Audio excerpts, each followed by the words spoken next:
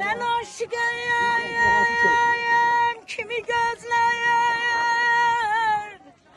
Tarsalayan edeb alam, simi gözler Bay bay, niskinli kölmayam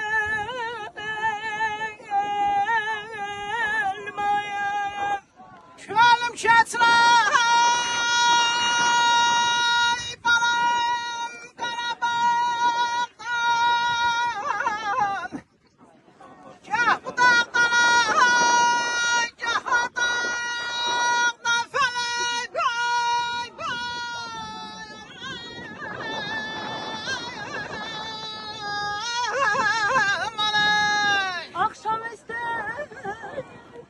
Akşamüstü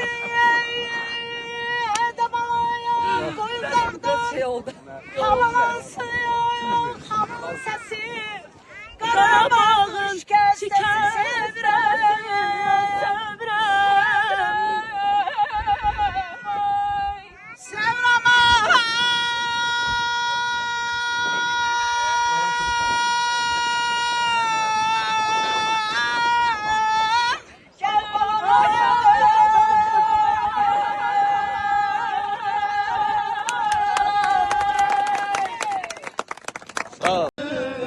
Duman göründü, keşi hayalımlar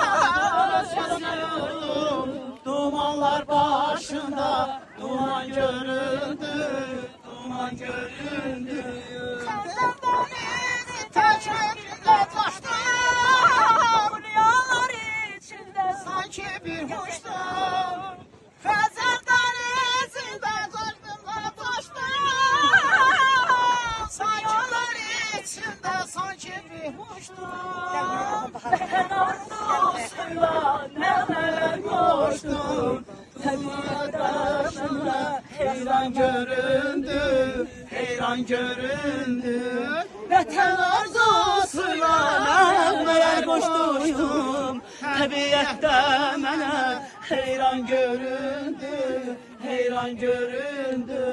Heyran göründü Heyran göründü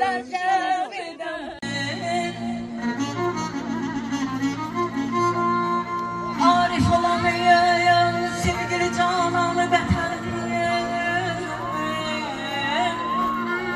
Hem namusum hem gayretim Anı vətən Herkes sevmese vətən insan değil esmayım İnsan olanın cismi de hem canı vətəndir Ölsem vətən uğrunda buna fəxr edərəm Könlüm ne zaman istesem kurbanı vətəndir